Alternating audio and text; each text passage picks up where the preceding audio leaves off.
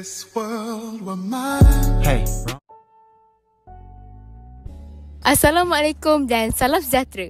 Hai semua, nama saya Farahin selaku wartawan Bandar Hits TV anda pada hari ini. Untuk pengetahuan semua, hari ini SMK Raja Pemaisuri Bainun telah mengadakan majlis sambutan Bulan Kemerdekaan kali ke-68. Jom kita saksikan. Bersempena sambutan Bulan Kemerdekaan ke-68, SMK Raja Permaisuri Bainun telah mengadakan pelbagai aktiviti sepanjang bulan bagi menyemarakkan semangat patriotisme dalam kalangan warga Bainun.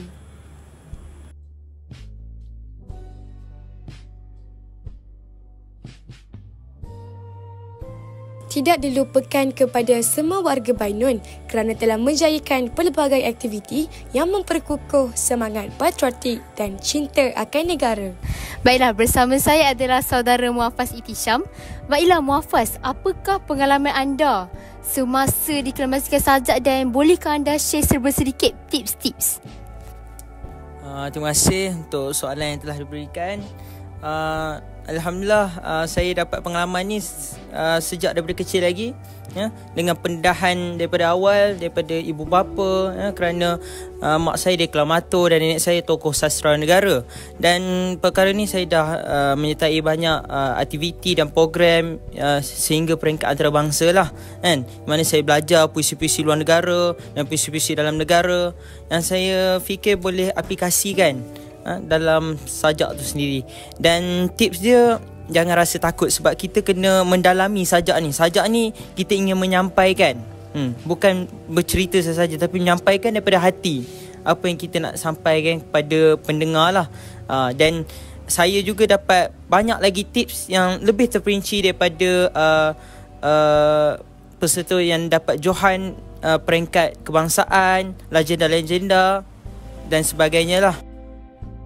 Sebagai generasi pewaris, marilah kita terus menjaga keamanan, membina kemajuan dan terus menyemai perpaduan.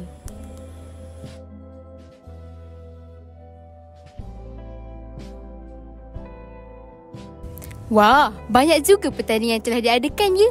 Hebat juga warga Bainun ni ya. Tahniah diucapkan kepada para pemenang dan penghargaan istimewa terhadap Datuk dan Datin kerana telah menaja setiap hadiah pada hari ini. Demikianlah tadi majlis penutupan Bulan Kemerdekaan kali ke-68 SMK Raja Pemaisuri Bainun. Sampai jumpa di episod seterusnya. Bye-bye. Man closes his mouth, madman closes his fist, young man shows his age, judge man named his sin, bad man don't exist, no, no evil man exists, good man don't exist, no, no righteous man exists, sad man cannot cry in place where man can see, never witness father weep, this old man thought it weak.